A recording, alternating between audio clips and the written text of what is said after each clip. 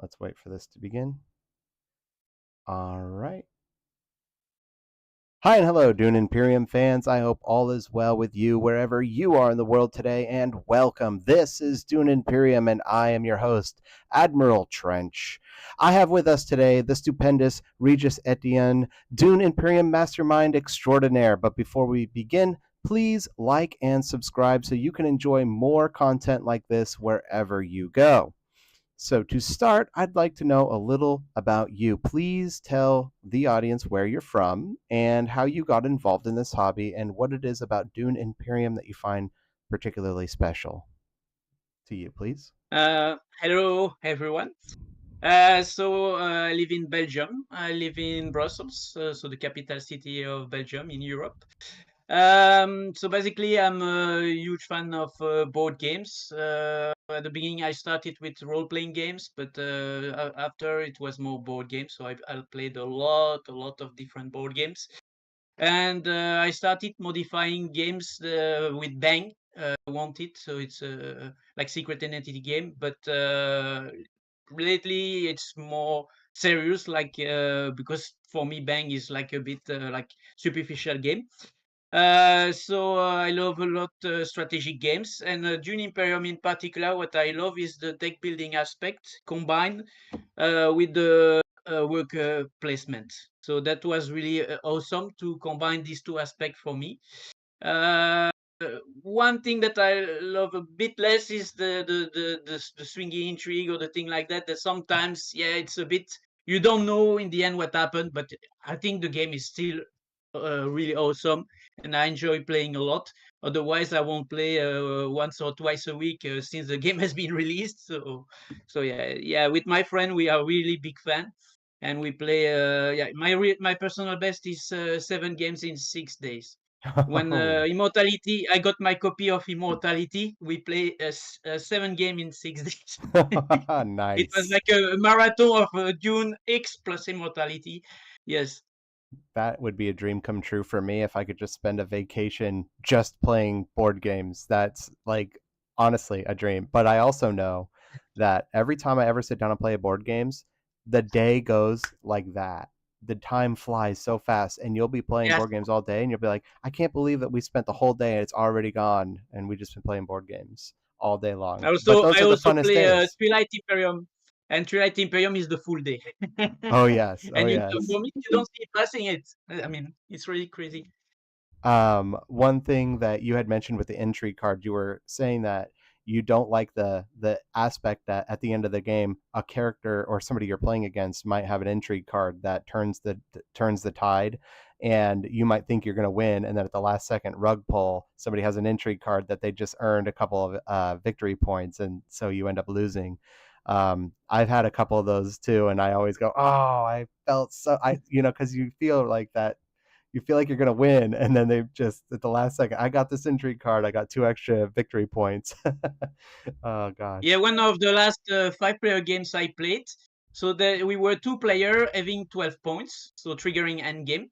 And we were Mm. discussing and counting like the spies, and oh, I win because I have more spies than you, and then I had Ed who said, yeah, end games, and then he scored 3 points in end game, and he won the game because he had more spies than me. So the three people 12 points, Hmm. and Edouard with the 3 points with intrigue and tech, he got the victory. But anyway, it's okay. I mean, because you have to work it out. I mean, the intrigue is not like it's a given. You have to work it out. You have to make influence, or you have to buy 2 spice must flow and having more than the opponent. So it's still, you have to work it out. So it's okay. I mean, yeah.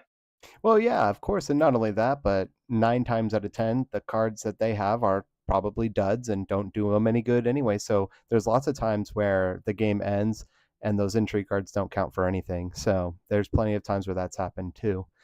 Um, okay, so if you would like to, I would like to discuss Don Jabra and his uh, game mat, his board that he designed. And with your help, I believe he said in his post. In fact, allow me to look this up if you would be so kind just to hear this, because I want to read to the audience what he wrote on Facebook.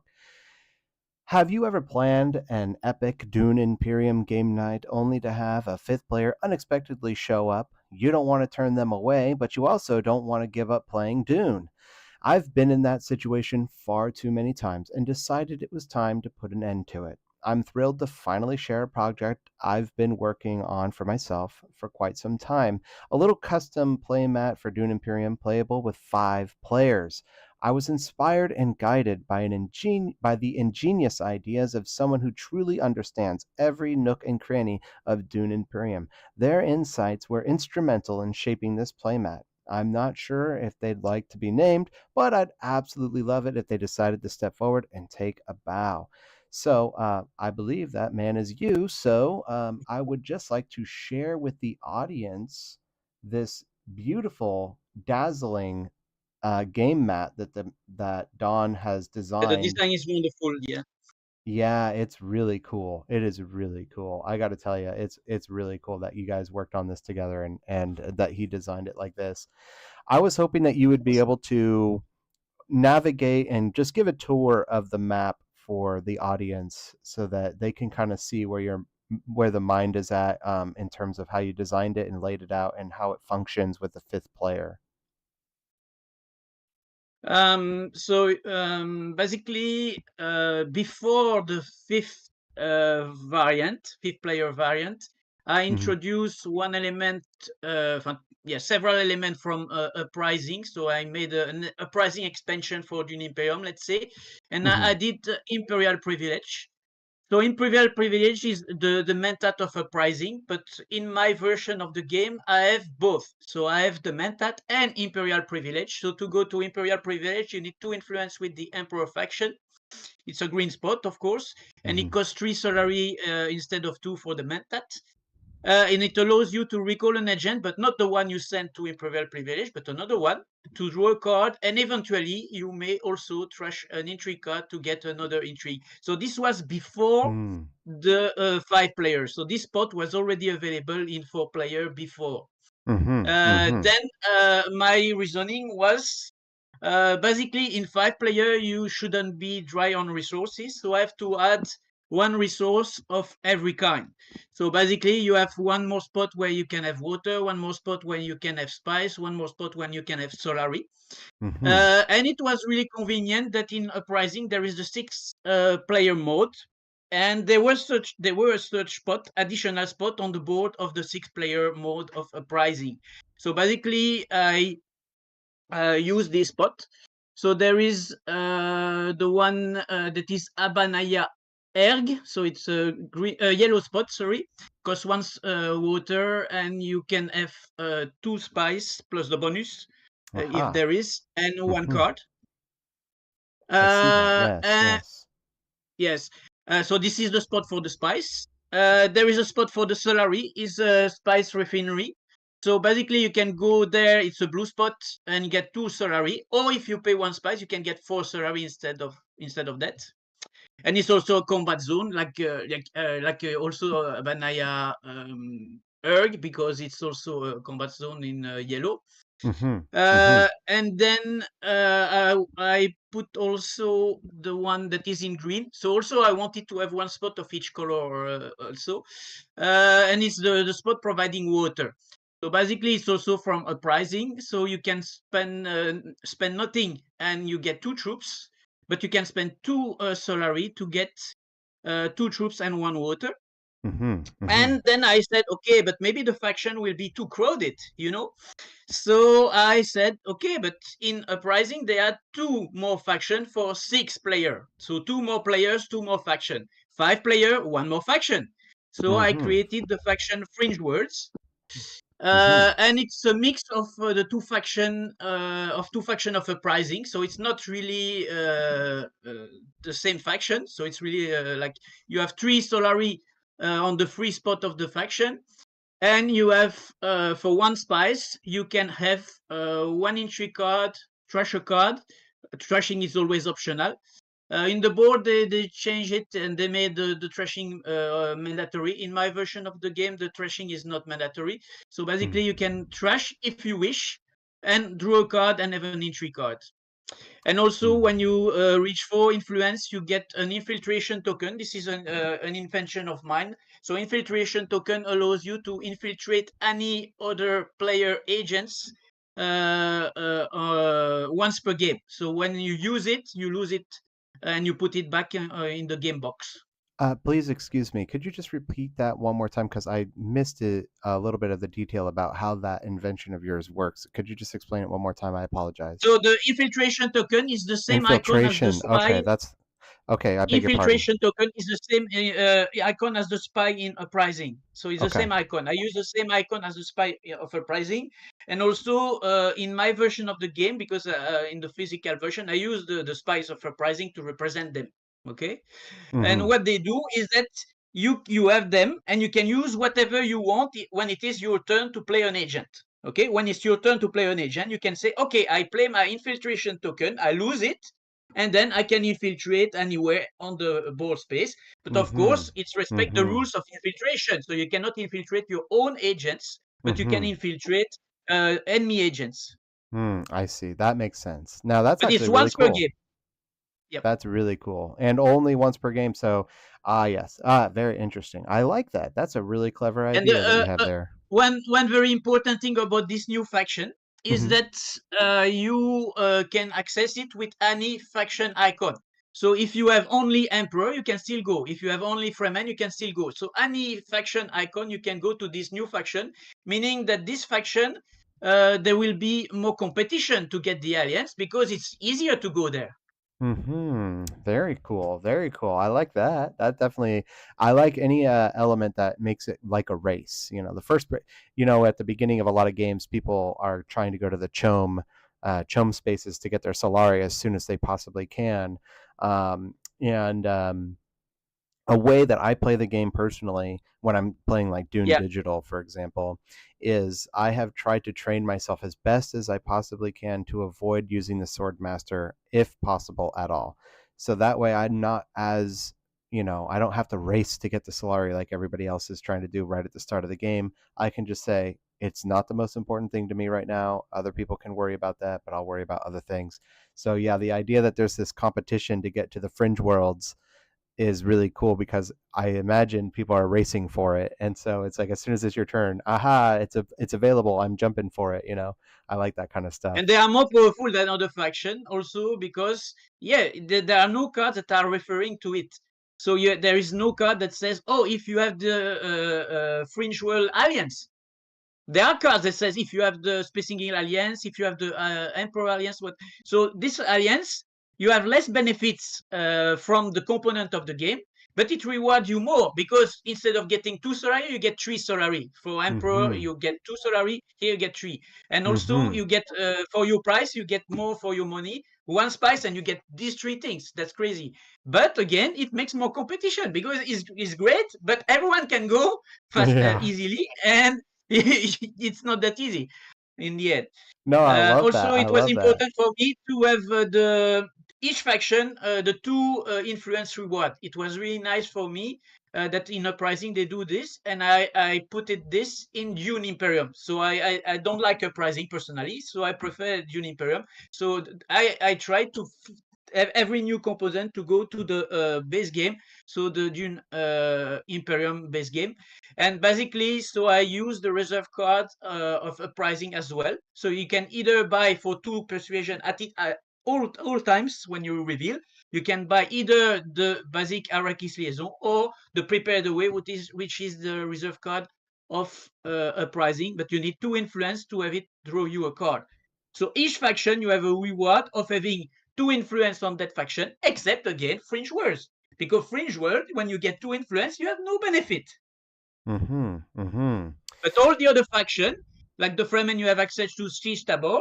The Space Eagle, you have access to interstellar shipping. The Mm-hmm. Emperor, you have access to Imperial privilege. And the Bene Gesserit, you have the benefit of the Prepare the Way. So I Mm-hmm. have a benefit in my version for all faction except Fringe Worlds with 2 influence. Yes, that's actually really cool. And yeah, that's what I really love about this, Matt, is how nicely it incorporates the new expansion, the Immortality expansion, the Planet X, and everything else, including the Fringe world. I just think this is such a really nice looking mat. I would personally love to have it in my garage to play with my friends. Um, and so, do you feel like you've thoroughly explained everything you would like to share with the audience about this? Is there anything There is else that you'd one like more to go thing that over? I have not explained. Oh, sure, Is the absolutely. Sword Master access. Oh, So I don't Swordmaster. want, Okay. because five player. I mean, it's unfair if you cannot buy your agent before round 5 or 6. Oh, It's yeah, unfair. that's fair. That's So yeah, I because see there are what you're five saying. players.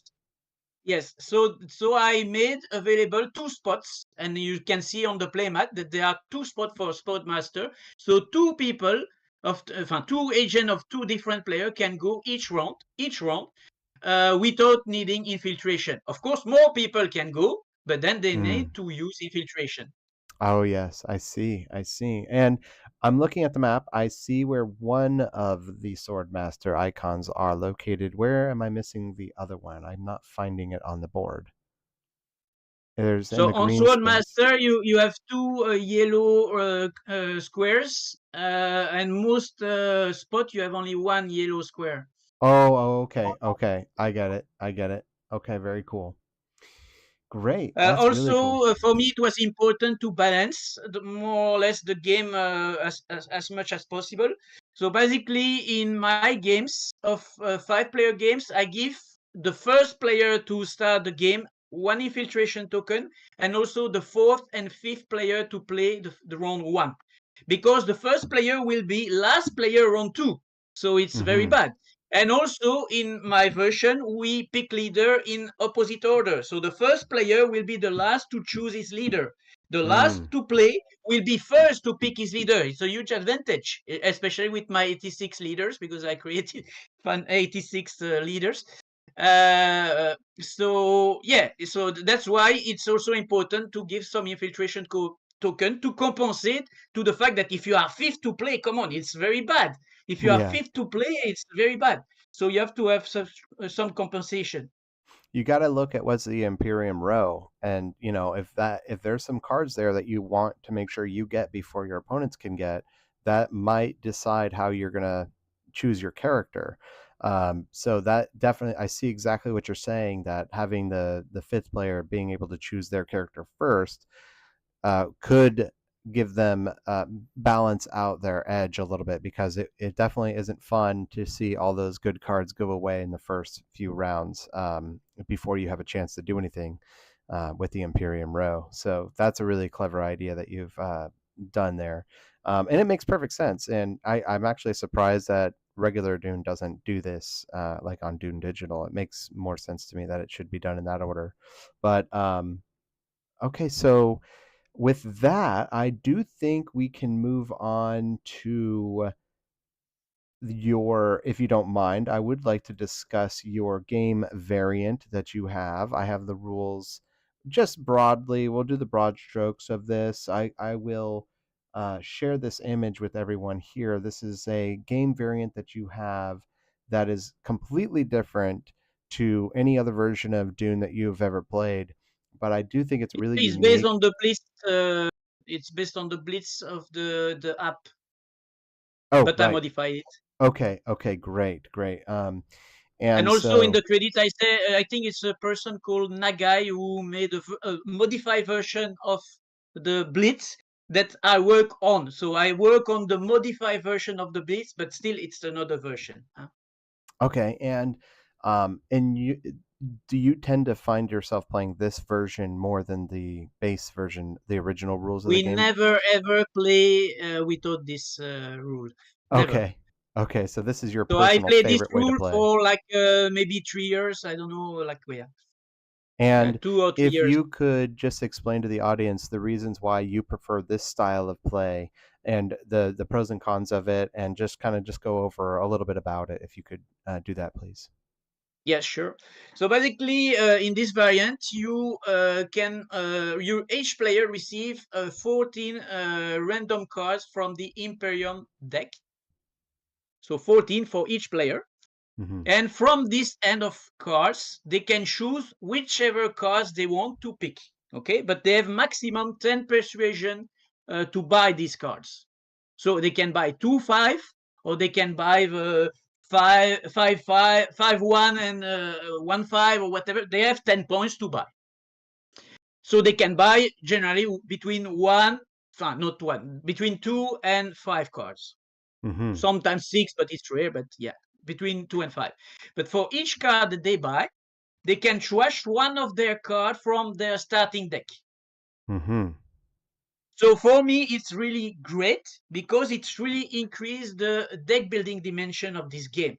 It's really a game changer because you can trash like 5 cards of your starting deck before starting, but it's your decision. No one forced you to do this. So you can either buy 2 cards that are powerful, 2-5, 2 powerful cards, but then you trash only 2 cards.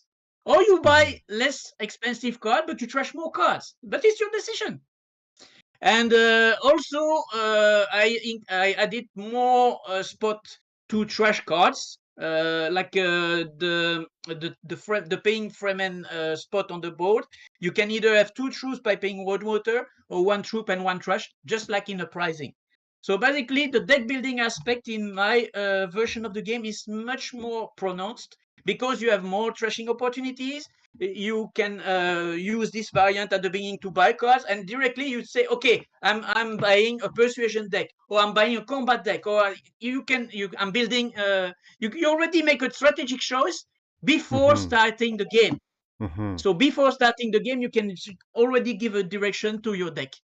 That's really great for me. I love that it because the game is a little bit of a slow burn under normal circumstances, and you don't really start cooking with gas until the later rounds when your strategy starts to implement itself. And at that time, it could go either way. Either your strategy is working for you, or it's just not working at all. And you find yourself a lot of times when you're playing the game just trying to improvise, improvise, improvise. You always feel like you're playing from behind in these situations, but it's really fascinating that in your version that you've created here, like you said, you get to design your own style of play right from the get-go. So it's almost as soon as the gates are open, you just start doing the things you want to do right away, and you're doing all the fun combos, doing all the fun things right out of the gates. And by the time you get to those later rounds, now it's like it's got to be, I can't even imagine what it must be like. It must be all kinds of crazy stuff happening at that point. So that And is also, really it's very fun. important to mention. Oh, sorry, you. Oh, sure, absolutely. Yeah, Go ahead. it's very important to mention that before choosing your leader, you got to see these 14 cards. So basically, you Mm. choose the leader according to the card you can buy. And that's very important. And also, I revealed the first conflict before, so we know which is in the Imperium row, we know what is in the Telaxu row, and we know the first conflict. And you also know the intrigue card you get because we play epic mode. So everyone receive one intrigue card. So you know all this information. This informed decision about choosing your leader because of the card you can buy with the 10 persuasion, because the conflict, because the Imperium row, the tech also, you know also the tech that are available. You know all this can land you toward a leader instead of another one. And I just want to remind the audience too that I will have the link to everything that we're discussing today in the description below the video. So as soon as if you guys are interested in playing this version of the game, you will find the link to his rules on how to go about doing it for those who are interested. And it is interesting that you just brought up characters, because I think it's a good time now to go into another element that you have got expanded on with Dune Imperium. If you don't mind, I'd like to kind of go over some of the characters that you've created right One now. important thing is that most Oh, of the sure. character are based on other players and fan IDs. So Hmm. I ran out the internet. I look up at the internet. I found a lot of content about Dune Imperium, and it has inspired me. But only 15 of the 86 I created really myself. The other ones are Hmm. a modification of existing IDs I found on internet, and you can find all this in the credits, and it could give you also IDs because these are also interesting ways to improve the Dune Imperium game. Yeah, sorry. But I do think it's, to me, if I'm just a casual player of the game, the wealth, 86 characters are in this link of different ways to play the game. And I do think it's worth mentioning too. I think we talked about this a little bit, that some of the characters are overpowered, and so play at your own leisure. Of course, just it's just for fun. But some of them are like super radical, crazy. Like you're going to be able to do all kinds of fun stuff with them. But of course, If one you allow thing. me, Oh yes, yeah, please, if you don't mind. you said 86. So basically, I count the one from Bloodlines, but I have not made the graphic yet. Okay, so I Oh, know cool. exactly what I will do with them. So for the Hmm. moment, there are only 81 available. And we I played see. for sure more than 400 games testing these leader, maybe 300 testing this leader, in fact, because at the beginning I didn't do this leader, but I modified them game after game and test after test. Like I have like 300 draft of two leaders, so it's like 600 draft for 86. So I made a lot of changes to rebalance them and to have them as much as possible balance with each other. So they are not balanced with the official leader. Huh? They I try to balance them according to each other. Yeah. But also, it does look as though that some of the original leaders or characters have been improved as well. As I see here, I'm looking at Earl Memnon Thorvald. You guys have you getting two influence as opposed to one, and you could get five spice and eight Solari with this connections ability. But his spice horde still only generates one spice. But that's a way bigger contribution to the game as opposed to the original character card that only allows you to do it's actually in my opinion Ariana Thorvald and Earl Memnom are the two most difficult players to play as if the original character lineup in my personal opinion. They are just, if you want to give yourself a challenge, those are the ones to play with. So yeah, let's discuss some of these characters if you don't mind. I would like to share with the audience just for funsies, just to show you some of these characters. I'm looking right now at Ariana Atreides. Not Ariana, I beg your pardon, Alea Alia. Atreides, and she has an ability called Prescience, and you may look at the top three cards of your deck at any time, then place them back in any order. She has Spice Trance. For one spice, draw two cards. That is really cool. And this is also on the easier skill level side. So for the more uh, beginner players, this is a beginner kind of card. And that's really fun. And we'll go to character two, Dr. Liet Keynes. Judge of Change, the Fremen icons on your card allow you to send your agents to Emperor spaces and vice versa. Your agents may infiltrate Fremen and Emperor spaces if none of your agents are present on that space. Also, high reputation for the Signet Ring ability. Fremen and Fremen spaces will allow you on your reveal turn to generate one persuasion and two combat. That's really fun. So, correct me if I'm wrong. Your signet ring, if I'm reading this right, what it's suggesting is that with your Fremen, I'm sorry, with your signet ring card, it will also allow you to go to Fremen spaces. Yes, and also to Emperor spaces. Correct, because of the Judge of And it Change. has also the signaturing as the Freeman keyword, so it will trigger the Freeman bond. Oh, nice. Oh, yes, yes, yes. I see what you're saying here. Yes. Wow, that's cool. That's really cool. All right, and then we'll go to character three. And now keep in mind for the audience, this is just three characters out of 80 plus. So there's a lot more where this came from. We're looking at Captain Otto Aramsham. I think I'm saying that wrong, but Aramsham. But yeah, he has a character ability Blackmail, reveal turn, one persuasion, one combat, and at the start of every round, gain one Solari. That's, to me, intriguing. I like that kind of stuff. The Signet Ring ability is Disgrace. Show an intrigue card you own to all players and draw and trash a card. So, yeah, that's you give and take a little bit with this ability. It seems like the price of drawing and trashing a card will be that you will have to reveal an intrigue card for everyone else to see so that they know what they're up against when they fight you in combat. But the best way So is having no intrigues because you can show your empty hand and still get the benefits. yep. Oh yeah, that's cool. That's really cool. I like that. Yeah, but if that's what you want to do, then you're not going to have your intrigue cards, and those are also helpful. So there is a cost benefits analysis you'll have to think through. To each their own. That's what makes it fun. Alrighty then. So that's just 3 of the 80 characters that he has helped create, along with other creators like yourself.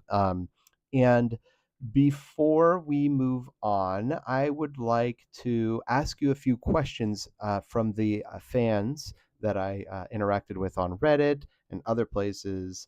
One person asks, um, what would you include in a Dune 2.0 version of this game that you want that the original does not include? But for me, the most essential change that I made, and is the most significant and the most improving the gameplay for me, it's really this the deck building style, the strategic deck Mm. building.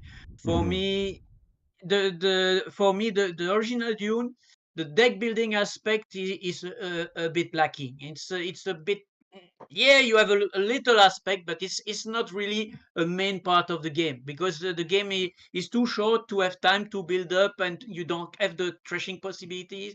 So this is really for me one thing that for me it's essential to the Dune experience from now on, for to me and my players and my friends. Yep. I like that, and I think you're right. And I would say I think you get a way more intriguing game if you had more interactions with the Imperium row, building your deck, making it more cool, more fun, more combos. Those are the And fun also they things. improved the game with expansion, huh? Like the family atomic token, it compensates for the Imperium row stacking and no one buying because it's only bad cards. So yeah, you can see that there was an improvement with every expansion, and also uprising. Just that uprising for me it's too swingy, and you have too many. You increase a bit the unpredictability with some effect, etc. So I prefer the original version of the game, but still there were a lot of interesting ideas that were brought by Uprising, and I said, okay, why not taking these good ideas and put it into the Dune Imperium experience? Hmm. Hmm. Because I don't like the Uprising, but it's my opinion. I have Mm. everyone can play whatever they like, yeah, but I prefer not to play Uprising. I prefer improving the Dune Imperium game. I agree with you. I personally enjoy the original Dune more than Uprising myself. And I also will say too, just to kind of give you my opinion, just for funsies because we're having a conversation. But one thing that I'm disappointed with the Immortality expansion as it comes is that the Twi'laksu row is not enticing enough. It doesn't oftentimes, because the deck builds not as strong as you're saying you wish it could be, the deck building incentive to go to the Twi'laksu row is almost nil because there's just not enough opportunities to in the game where you're going to draw those cards. So you're spending time going to the Twi'laksu row, getting that card, but you may only use it once. So it's got to be a good card if you're going to spend that kind of energy getting the card. And to me, they're just not that good of cards. Even with the grafting ability, I still don't find myself jumping for them very frequently. It's nice that it's there. I still enjoy the expansion, but I just wish those cards were a little better. Just my own I don't think opinion. I don't think this is the opinion of me and my players. Honestly, the Telaxuro, you can have like sometimes you reveal early just to buy Gola or Twisted Mentat, or Oh, there's yeah. crazy cards there. But okay, Sure, there are those are some cards fun that are not cards. that good, but there are cards that are crazy good. And also, I created some leaders that interact with this Telaxuro, and like they do like a Yes. bit like Elena. You can book a card, and you can buy before the others. So it's much more strategic to really buy the card, and should I reveal early or whatever. So in our games, at least with the all the element I introduced, the Telex rule for us, I think it's really attractive. But at some point, it could happen it stacks, so that no one buys because it's two cards that no one are interested in. But it's rare, and it tend to be not that early in the game. Yeah, and Hmm. also Yeah. I have one leader, or two leaders. No, I have one leader, no, two leader that can buy a cards that are. There is one leader he can buy a card that is on top of the Telaxu deck. So Hmm. you can buy one more card that is not available for the others, and one can use the atomics, and he has two atomics. He can use the Oh atomics to yes. atomize the Very Imperium, cool. the Telaxu row as well. Oh, I So love that yeah, atomic coin. Yes, the yes. atomic coin is so cool. Yeah, it just disappoints everybody. You want that card? Is that what you were thinking? You want that? Well, I'm gonna blow it up. That's awesome. But Okay. honestly, me in my because I just thought one thing you said earlier. Oh, sure. You said okay, you can choose a leader according to the Imperium rule. Yeah, in our games we cannot really do that because generally one player will atomize the row the first round. If Oh, there is right. one good card, one player will atomize for sure. If Yep. there is one good card, like I don't know, a card that you think someone can afford, like Long Reach or Telaxu Master, yeah, atomize for sure. So there will be no possibility to buy that unless you are first player and you don't play an agent. And it's Mm. quite bold to not play any agent and reveal. Sure, sure. It is a bold move. Although I have had opportunities where I've done it just because the card is so good. I need it. Um, Okay, so let's go to another question. This redditor asks, when crafting variant content that is more elaborate than just a swap out these four cards, is there thought towards print and play elements like extra boards, player aids, etc., for those interested in making it a piece that looks and feels more official? So basically, it sounds like this person's asking about um, when you're making your variants, do you include new board mechanics that are actually like designed by you for the sideboards and stuff like that, or I'm not sure tokens and to such? understand the question. Sorry. I'm guessing like for example, when you buy some of these expansions with the official game, like for example, the Planet Ix, it came with its own board addition to the board, so you can set it besides the board.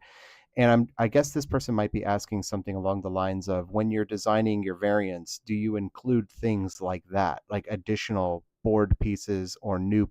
You did talk about your infiltrate token, so that's something that you've created, other tokens like that.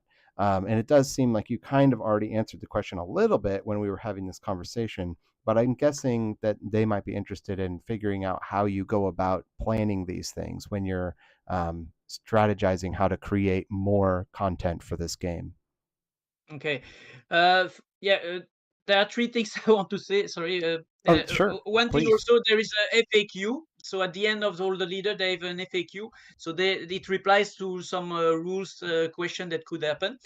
Also, about the thing I created, they are very useful things. They are like simple things, but I don't know if you can see it. It's like Yes. yeah, the voice token. So it's very convenient. You Oh, place cool. it and everyone can see, and that's it. And also for me, there are a lot of things that you can have persuasion. So I created this. So you can Oh, have nice. persuasion that you have for your reveal turn, but you keep it so that you know you have it. So like everyone who got the icon seal seat, I give a two persuasion token so they don't forget. You know, and also Mm-hmm. for swords, I also uh, if you gain swords and you have for your reveal turn, I put this. Very Again, nice. oh, I designed the thing is that I think about mostly game balance. Is this will alter the game's balance, or is it a good thing? And it's really like I have to project myself. Oh, it will affect the game, and is it a good thing or not? And of course, then you play with it and you see if it goes well and it's smooth. Right, right. Yeah. And I do have to say, I really like that you have those tokens. I personally have purchased um, And also tokens for the from. Dreadnought, by the way, I use Oh, that's the Eclipse awesome. First Edition. I use the Eclipse First Edition Dreadnoughts. Yes, that's so cool. Because one of my character has three dreadnoughts, so basically we use the normal dreadnought for the third one. I got to admit, just as a addendum to this conversation, when I'm playing a board game, the look of the game really makes a difference for my immersion of the game. One reason why I really love Scythe is because if you've ever played Scythe, the miniatures for that game are so cool. The board, it looks beautiful. And that's cool. Those are awesome dreadnoughts. That's super rad. And they have the matching colors too. Do you like for each different Yes, color that matches? Oh, because great. in Eclipse you have more or less the same colors. Basically, you have 6 factions instead of 4 colors in Dune, and among the six, there are 4 colors that really resemble the color of Eclipse, so of Dune. Sorry, it's really nice. All right, let's go to someone else. This person asks, as someone who is also interested in dabbling on creating his own fan content, how should one go about it? Do you usually play games by yourself, then mathematically analyze it and put it on an Excel data sheet? Or do you simply make ability cards and so forth by feel first and just edit on a whim or by feel, or do you try to be more data analytic on your approach? Um, can you Yeah, speak to that? of course you have to use both, huh? But the thing is that yeah, about the data analysis, yeah, I often create Excel sheets. For instance, with my uprising expansion, so the Imperium deck has gone from 136 cards with the promo cards, huh, to 179 cards. So I added 43 cards. But before adding this card, I made an Excel sheet where I count the cards that give specimen, the card that buy tech, the cards that have a shipping icon, the card that they give infiltration, the card that give Hmm. unload, the card that gives scarab, the card that give craft, the card that give research icons, and I try to keep the same proportion for all these aspects of the game so that I add enough card of all kinds so that I keep the same proportion as the original game of Paul Danan. The same for Bene Gesserit, Fremen, Spacing Guild, Emperor. I counted what are the proportion of each of these faction, and I try to keep more or less the same proportion of each faction in after adding the 43 new cards. The same for the persuasion cost. So I don't want to have like a lot of one and or a lot of eight or high cost persuasion cost. No, I want to keep the same balance. So That this makes is really perfect sense. analytical. I like Yes. that because if you think about it, if you're doing like a metagaming analysis, if you will, one might decide that statistically, the odds of me getting a Spacing Guild card, for an example, might be higher than a Fremen card, if you will. And they might decide early game, I'm going The to go for the opposite, but Spacing Guild because the odds of more Spacing Guilds showing up in the Imperium row are higher, and vice versa. So you can start to work out this sort of strategy in your mind. But if you know that the game is properly balanced, you're not going to have a particular edge going one way or the other. So that's really cool that you've done that. I like that kind of but thing. it's not equally balanced. And the original game, you have more Fremen and Bene Gesserit with Shinnar's eyes, so it makes sense that Yeah, you have more of them than, that for makes instance, sense. Emperor or Spacing Guild. You have less Emperor and Spacing Guild than Bene and Fremen. And I think that makes sense thematically too. So I like that as well. Let's get to let's see here. I want to make sure everybody's questions are answered while we have you. I want to make sure. Okay. Okay, here we go. Do you intend to create a 5 player mode for Uprising that alone would allow me to? Oh, this person just makes the comment that if you did that, it would bring him to the table more often with his game. Do you have a 5 player variant for Uprising by chance, or are you planning on developing one? Like I said, pricing is not really my cup of tea. Hmm. But some people have asked me things like that for pricing, using my leader in a pricing, or I think it's fine. You can. It's not really difficult to implement. But I won't do it. But I can help people that want to do it. They can ask for feedback, or yeah, no problem with that.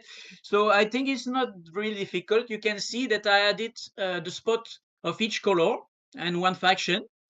And you have seen that I did one spot that provide water, one spot that provide solari, one spot that provide spice, etc. So basically, you can just take what I have added and use it in Uprising, because basically this content is from Uprising mostly, except for Fringe World that is a bit mix of factions. So basically you can really take this content in Uprising, and I think it would be nice. It's just that I cannot guarantee the experience because I have not tried it and I have not play tested it with my friend. But I think it makes sense. I think I don't see why it will not work in Uprising. It works so well in Dune Imperium, so it should work fine in Uprising. Absolutely, and I don't see why other people wouldn't be able to just, if it worked for them, it's good feedback to just post about it and share with the community, and of course, other people By the will. way, I just forgot something. Sorry. Oh So yeah, basically, sure. I add Imperial Privilege. So basically, instead of adding Imperial Privilege, you can just put back the Mentat for the And what green does spot. this privilege do? Oh, allows you to go to the green spot. Oh, I see. So the green spot to recall an agent. So Hmm. basically, with 5 player, I think you want to have 2 green spots like this to add 1 green spot. And what I would add in Uprising is the Mentat, because I had Imperial Privilege. But if you reverse thinking, you can add the Mentat into Uprising 5 players version. There you But go. all the other ones you can just add like it is. I actually think that might be the biggest thing you would want to add for the 5 player variant. That's like a very important mechanic, just to make sure it's evenly balanced, so everybody has opportunity to get their agents, and it's not going to be a slog. So that's actually a really clever idea that you have there. And let's see. Oh, let's just, if this person, this is actually something I'm curious about for you. This person asks a question I want to know. Let's talk about Bloodlines, what you've looked at, and what do you think about it, and have when do you plan on playing it, and if you are going to be making any changes to that. Okay, so I've freeze every image of the unboxing video. After there was another one when you don't have to do that because it's slower when you. But anyway, I did it and I saw all the content, even the rule book. I read all the pages of the rule book with a still image of the video. Hmm. So basically, I know exactly what I will implement in my version of the game. I know already, except that I know which card I will add from to the Imperium row, but I have not done yet what I described with the Excel sheet. So Right. probably I will have to add more cards to rebalance the graph, the research, whatever. But I know already I will add maybe 15 cards or 20 cards from Bloodlines into Dune Imperium Imperium deck. And I have already prepared 5 leader out of the 9 new that I have converted for Dune Imperium, because there are some that are only usable for Uprising, so I had to modify them slightly, whatever. So I know exactly these 5 leader that I will put. And yesterday I already played with them, by the way, but Nice. it's not very developed. Huh? It's just I wrote I wrote It on works. the leader. Yes, I'm so surprised it's there's not not yet like done with a, graphically. Yes, I want to see and like a also coffee ring on it, like you're using it as a coaster for your coffee mug. There should be like I just feel like that should just add a nice little look to it. but basically this is an original leader, basically, because I have modified this one to more powerful ones, so I'm not using them. So, and I have the sleeve to put in, so it's easy to put more thing on that. And so I will add 3 new intrigues, but one that is modified because it's talking about something of uprising or whatever, and I replace. And I will add. Yeah, for me the most important change is really the tech, and this was my Mm. first priority, and it's immediately I do it. And yesterday we play with the tech. Basically, if you not aware, so Bloodline will introduce 18 new texts. So basically, in the Rise of X expansion, you have 18 texts. Hmm. So if you in the rule book they said, okay, you can just add the tech from Bloodline to the tech of X. So it means it will be 36. And for me, 36 is unacceptable because it will dilute too much the available tech, and it increase unpredictability, and you could have really tech that you don't want or whatever. So after reading all these texts several times, I had this brainstorming, and I said, okay, which tech brings something really new and interesting? Okay, so I realized some of these tech are just a different version, like more costly or cheaper with less power or more power of something that is already there. So why Mm, using it? No, you don't need. It doesn't add something really, really new and interesting to the game. And right. I found that I can go down from 18 tech to only 3 tech, and then I would add only 3 techs from there. Okay. So, for instance, there is one. It costs 2 spice, and you have your signaturing effect immediately. Okay. Cool. That's And cool. when you have it, when you have bought it, your signaturing has the 4 faction icons. So it's very nice. Oh, that is really So nice. it's very nice. So I love this tech, and it changed really the game, and it's really nice, and it's not overpowered, and it's really nice. So I wanted to add this tech, and then I said, okay, but I don't want that like the dreadnought tech. You have almost no chance to see the dreadnought tech. You buy dreadnought, and you say, I want the dreadnought tech. No, it will never show up if you have 36 tech. You have one Mm-hmm. tech out of 36. No, it doesn't make sense. So basically, what I did is I removed 2 techs that I don't like. So the tech that give you 1 troop, it's not very nice. You have 1 troop per round. It's not that interesting for me, this deck. And I remove also the one that you put the card on top of your deck. It's really expensive because 5 spice give you 2 cards immediately, but it's very expensive just to put the card you buy on top of your deck. No, so I remove these 2 tech. So basically, I have no. I will have, yeah, I have no, because I have 19 tech instead of 18. So it doesn't make much change. It's not a big change. It's only one more tech, basically, in the total number of tech, because I removed 2 to add 3. And Mm-hmm. also, there is this new leader that immediately you can look at the bottom tech of each pile and choose one that only you can research. Mm-hmm. Okay, this new leader, and I put it in. I want this leader. And I said, okay, but I have one more tech. What I do with this one more tech? And then I said, this guy, but yeah, but it's great. So I will add one more pile. So now I will have 3 pile of 6 and 1 pile of 1 at the start of the game of face down tech. And this leader will have the possibility to choose among 4 tech instead of 3 only, because of this tech outside. And if this leader is not in play, what happens with the 4 pile? The first pile that will be exhausted, you will use the tech of the 4th pile to put in this first exhausted pile. So I have Mm-hmm. one more tech and I have one more pile. But this is, you have, like, when one pile is exhausted, you have one more chance to get a tech on that pile. Yeah, that's something that concerns me actually with the physical version of this game, with the amount of expansions that are out now. I mean, as it is, I'm a completionist. I'm a geek for buying all the fun little things on the internet and adding it to my game. And if you look at my channel, the people, if you guys are interested in seeing what I have these little LED lights on my characters and all this fun stuff. But um, even for me as a completionist, the board is getting very messy. It's very messy, and then the setting up of the game is time consuming. And I worry that with new expansions coming into this game, it's a little cumbersome for regular Yeah, people to just start playing the game. And having that's 36 tactiles, which is these like cardboard uh, cards, that's large and cumbersome on your board. And you have so much, and then you have this massive intrigue stack and these other, and especially people who sleeve their cards because they want to care for them.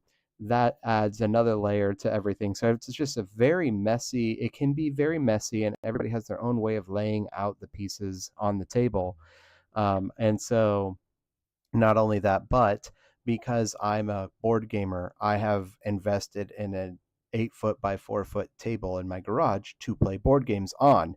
I don't assume that most people have access to a large table of that size. So most people have probably a confined table space, and you're trying to play this massive game. And I do worry that with the future of the game, adding more to it might not be good for the casual player.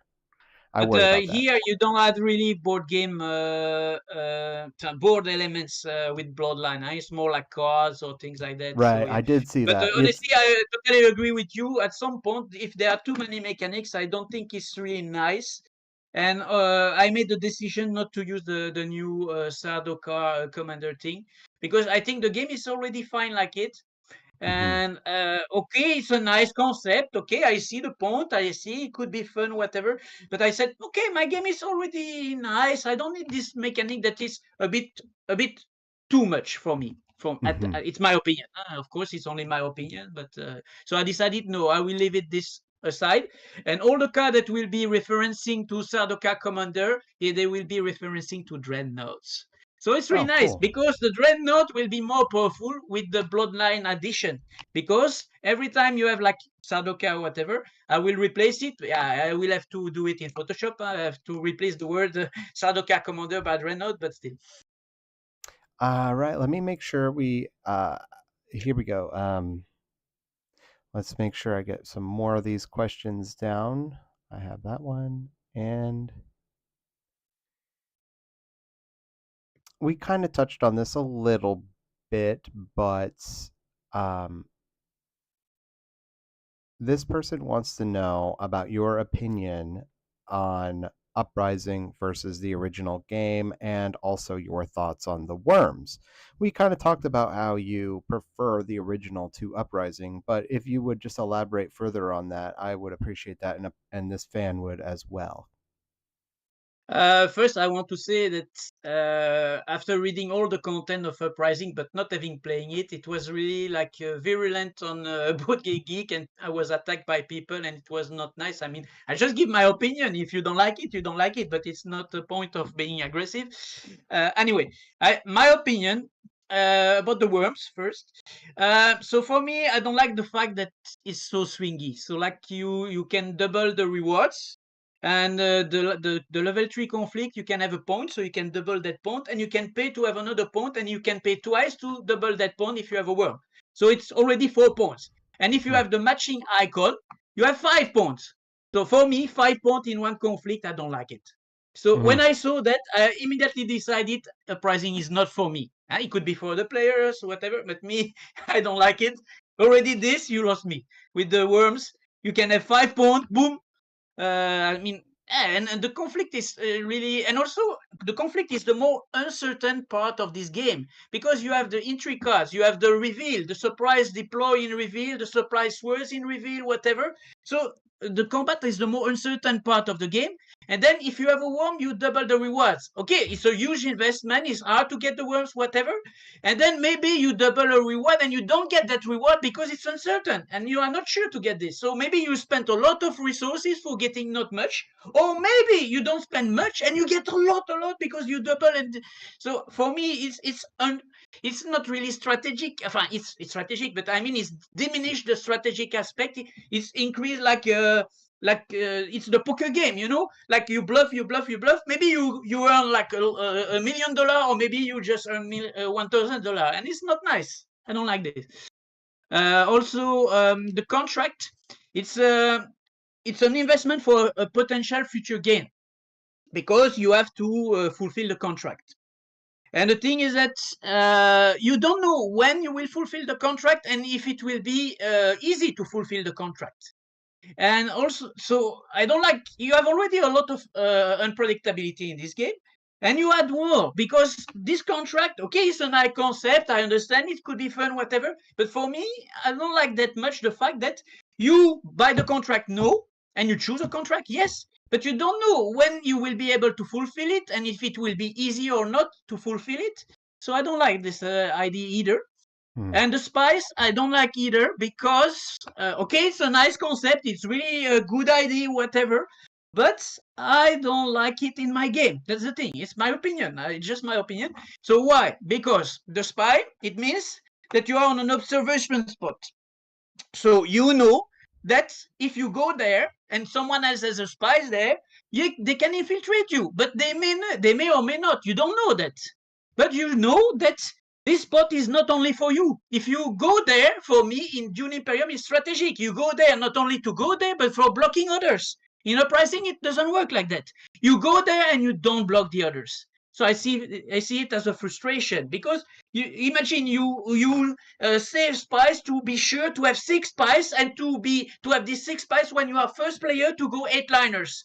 And no, someone else has put a spy there, and you say, why I will bother to collect 6 spies? Because I'm not even sure I can be the only one to go there. Mm-hmm. Mm-hmm. That's Absolutely. my point of view on this. I can agree with a lot of the things that you're saying, and I think it also. I'll the way I look at Uprising is it's a fun, just a fun sometimes to just change it up a little bit. A change of scenery is fun. And so I'll play it just for that reason. But I agree with you. The reason why I get a thrill out of board games is the one thing I'm really competitive in my life. I'm not a competitive person in most things, but board games for me, I'm very competitive. And I'm an adrenaline junkie when I'm on the thrill of executing my strategy and it's only all implemented perfectly well and it's executed and I'm doing the combos and then I win. I get this amazing adrenaline rush and oh, I don't know what you call it. I just have this like really cool excitement, this feeling of euphoria from winning the game, you know? And so for me, that's what keeps me coming back to board games time and time again. If I'm not feeling satisfied with my win because the strategy wasn't elaborate or cool or fun, it doesn't have the same feeling of satisfaction. So for me, Uprising isn't as satisfying because of the big swings.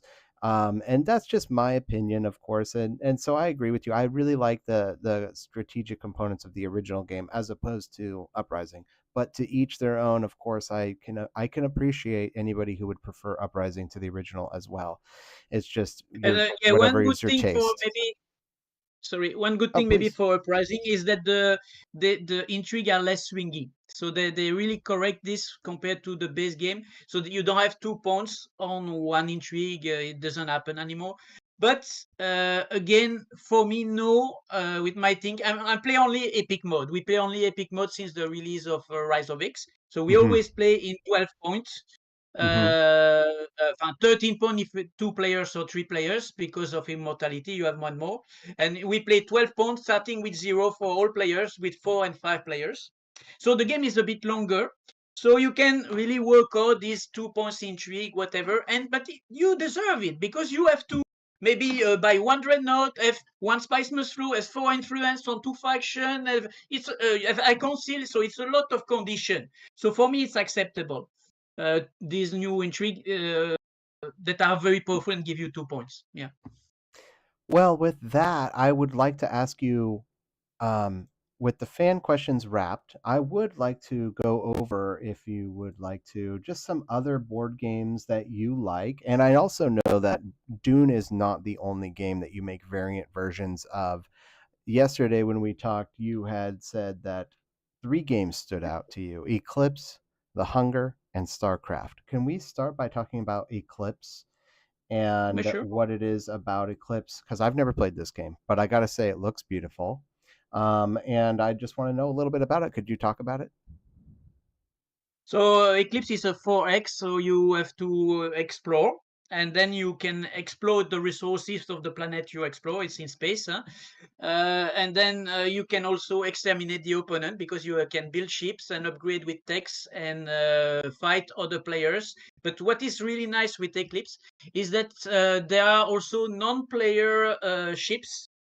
So you can also have combat, but not between players. So one player can attack non-playing characters that are the aliens, the ancients, or the guardians, and so it's quite nice that you fight not only between players. And this game is really nice, really nice. But the problem is ATC's design is too random, and a lot of I've also a lot of people saying, "Oh, I don't like this game that much because it's too random." Okay, you have dice for the combat, but this you can strategize because you can calculate the probabilities. But still, the rewards. So basically, when you explore, you get one tile that give you a power, and it could be very bad. Not very bad, but it could be like insignificant or very powerful. And this is not acceptable for me. It's just random. You just explore and you don't know what you get. The same when you explore, you can have a good planet or a bad planet. You don't know. It's random. Also, the tech are revealed randomly. So basically, you don't know in advance if one tech will show up for the whole game. So there are some texts that will never, all games, there are some texts that will never show up. So you can never be sure that this tech, a particular tech, will show up. And that's very frustrating. And also there are some tech that are overpowered and they are available only once. So basically, if you are first player, you can first buy tech, and you buy a tech that is unique to the game, and no one else can buy for the rest of the game, and you just happen to be the first player at that given moment. That's unfair.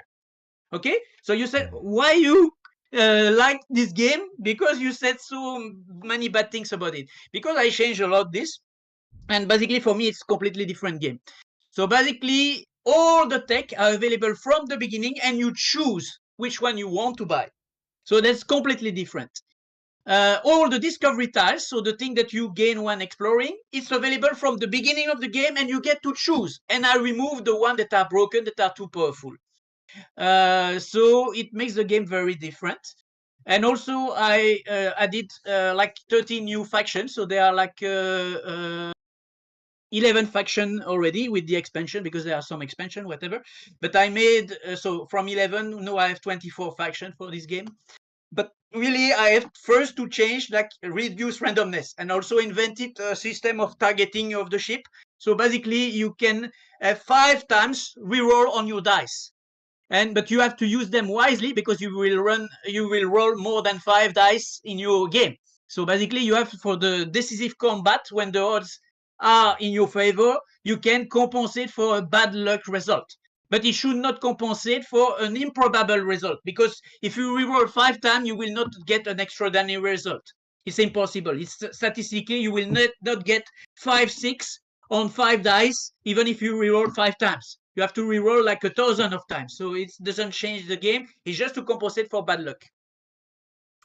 Can we talk about the Hunger? Because this is one that I actually think I would buy for my friends that we would play. I looked into it a little bit after we discussed it the first time. It looks really fun. I love the artwork for it. It's really cool looking. I just could And you? it's funny also. Yeah, it's funny. It looks great, So and I just basically, wonder if. yeah. Oh, please go ahead.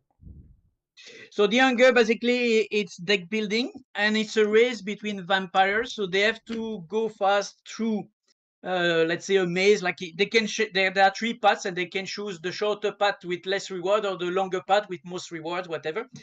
But the thing is that there it's a bit like it's called, there's a thing in the dungeon when you can go further, and then you have to go back before, and you can lose everything if you are not back in time. But it's the same with vampire. When Oh, the that's sun like in the rise, game Clank. Are you thinking of the yes, game that's it, Clank? that's it. Yeah, Okay. it's the same, it's the same mechanic of Clank. So Okay. basically, you have at some, the more you go further away from your castle, you get more benefits. But if you don't manage to go back to the castle when it's sunrise, you lose the game, and we don't count your victory points. Hmm. And the problem is that when you go on, you can hunt humans, because the humans are worth victory point and some other advantage in this game. And the thing is that the more you hunt humans, the more you will be slow to come back, because Hmm. you have eaten Mm-hmm. too much, and you are fat, and you're slow. So yes. That's awesome. So basically, all cars, they have a speed value on top left, and the human, they have 0 most of the time. So basically, the more human you lose, the more odds are that you draw cars with 0 movement, and it slow you down. So basically, it's really a calculation, and it's really hard to assess. But with experience, you can assess. Should I go back? And also, you have 2 versions. That is one that is easy. You have more chance to not burn under the sun. Another one that is more less forgiving. You have many chance to burn. But anyway, what I changed is that for me, the deck building aspect was not enough pronounced. So I made a way to digest human. There are some way to digest human, so to remove the human cards from your deck, but still keeping the benefit. And you still keep the victory point, but still, at least you don't draw them anymore, and you don't get this 0 move again. Okay, Mm, so the just human is very important, like in the deck building, because you will mm-hmm, you trash cards. It's like trashing. Okay, so you can okay. trash cards, but still you have got the benefit. And I increase a lot the way to digest. So basically, there are only three spot where you can digest. So instead of digesting one human, you can digest two. So it double the thing in my rules. And also you can just keep your turn and digest two humans. So basically, it's really powerful because at least if you are really not lucky and you draw three humans or two humans, you can say, okay, I skip my turn, I digest two of them. At least I have not lost my turn, you know. So I think it's more forgiving and it's still fun and enjoyable and still stressful because it's not because of this variant that it's easy to go back to the castle of vampire. No, it's still stressful, but at least I think you have a bit more control over the game. That's my opinion. Yeah. Let's wrap and talk about Starcraft. I know the video game, of course, it's a legendary video game, but I've never played the board game. And would you mind talking about what you like about this? I must say I enjoy it more than Dune Imperium. Oh, really? Oh, So wow. for me, Okay. yes, yes. So for me, it's one of the best game of all times.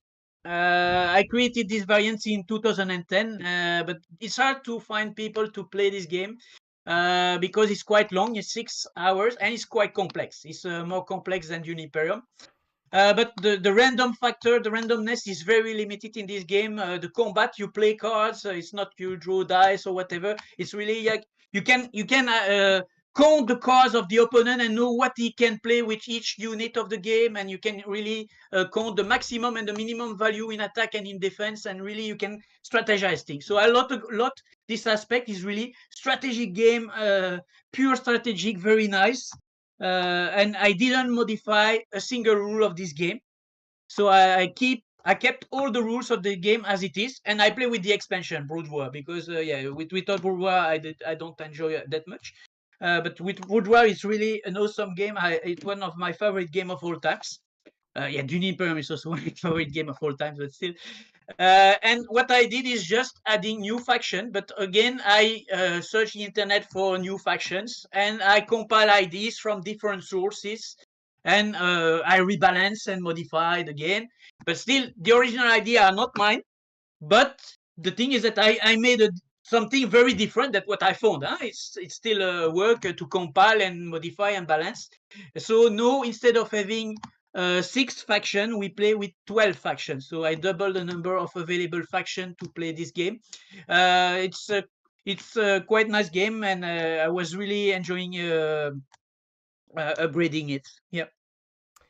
What I would like to just sort of elaborate a little bit about what you were describing with this game. It's a 6 hour game. And for me, Could be eight, huh? it could be and I love games that go a long time. It sounds like a lot of fun. For me, that's the type of game I would like to play. I wish I had more opportunities to play long games like that than I do at present time. But still, one thing that I was thinking about is how games like this, labor rule intensive games like StarCraft, have you ever played a game that you couldn't figure out the rules because of maybe they were too complicated? Has that ever happened to you before? When I was a teenager. Yes, I remember one game that I still have there. That was it's a bit like a war game, you know, like but it was Is Wait, can I heroic guess? fantasy, you know. May I guess what the game is? Because I had a game that was so rule intensive, I couldn't understand how anyone was able to play it. The game was called Squad Leader. Are you familiar with this?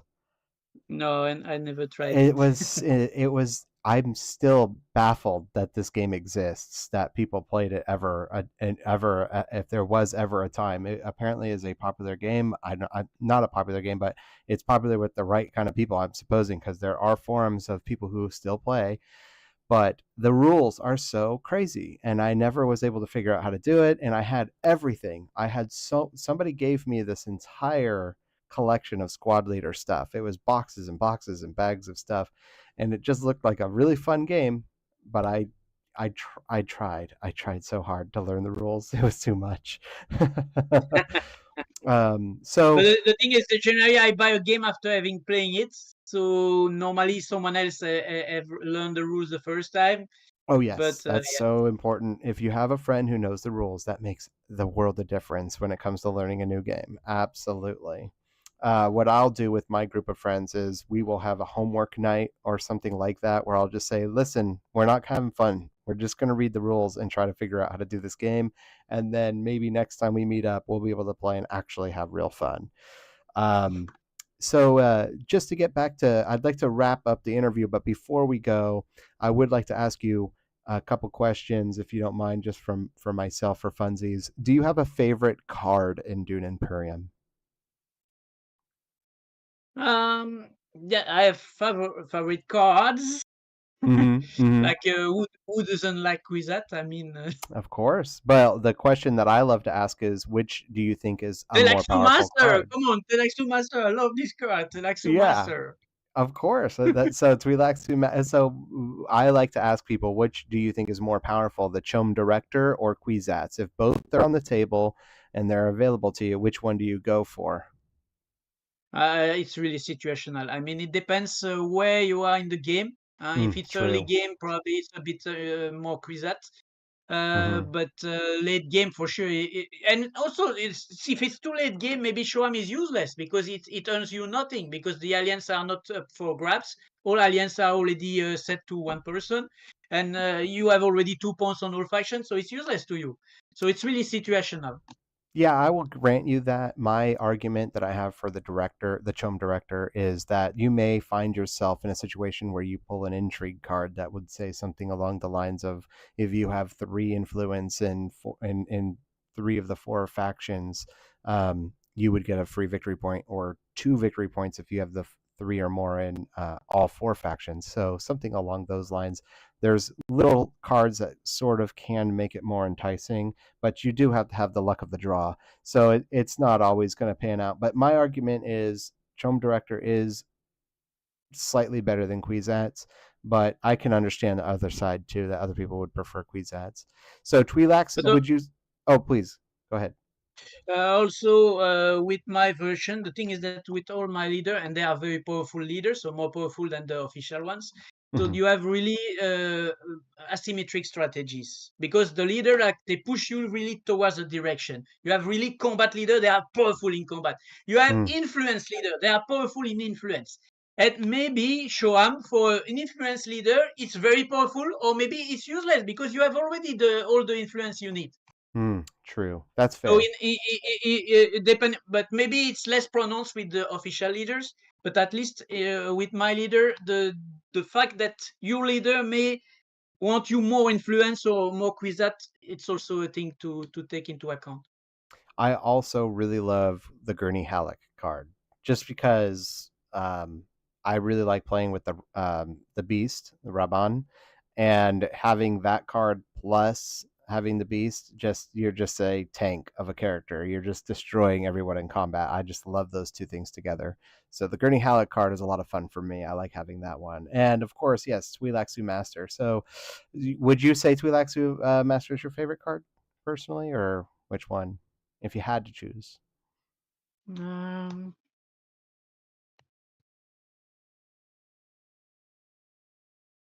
I also love a lot Twisted Mentat. If you Yeah. recall, yeah. Piter, And right? also, I inserted the card from Uprising that you can recall an agent. That's also nice, but still Kwisatz is better. Yeah, Kwisatz is better. The Mm-hmm. thing is that you cannot compare a 5 cost card and an 8 cost card. I mean, if you have Yep. the 8, of course you buy Kwisatz. But if Mm-hmm. you have the 5, for sure, the best card for me, it's Telexu Master in most situations. Yeah. Sure. And I think that's, yeah, that makes sense. It's so much easier to get. Well, okay. Well, with that, I think we'll wrap up. And if I could shake your hand, I wish I could, just to say thank you for everything you do for the Dune Thank Imperium you. community at large. And I really hope that the right people meet you and help you develop this game further as you have. I'd love to see what you can do with the right tools and the right people helping you out. So I hope all the wind is in your sails to keep going and creating more and more for the community. So thank you very much. I also wanted to Oh, thank yes. you, all the people that play with me, my friend, but not only because I play on board game meetups. So on the meetup app, you can meet and play board game and discover new games, whatever. And in Brussels, it's international city. You have people from like I don't know, 40, 50 different nationalities coming to these meetups, speaking all their own languages, Hmm. and it's really nice. So I have like I showed the Dune Imperium game maybe to 100 players. I mean, that's crazy, thanks to this meetup. So with all this play testing with my new leader, etc., it helps me to improve further the game. So of course I cannot do it alone, because it's because there's so games that you can improve the leader and correct them if you make mistakes designing them. That's great. Yeah, it's important to have a good team of people helping you out that you can rely on. So that's cool that you guys are all so committed. Yeah, I'm a casual player. I love playing this game. I play it more than any other one, but I'm nowhere near as invested as you are and the rest of the people you're describing. So I'm glad that people like you exist, because it's what keeps this community going. In my opinion, that's why this game is so special, is because we have the right kind of people involved in it, and that's why. Thank you to you, and as you said, the rest of the people you're involved with. With that, I will say, c'est la vie. Thank you so much for this Thank you so conversation. much. And please, I hope you have a good rest of your day, and lots of luck to you and all your Dune Imperium games. It's more the night for me, no? Yeah, have a good night, and I hope you win all the Yes. time. Yes. Thank you. With pleasure. See you. All right, you take care.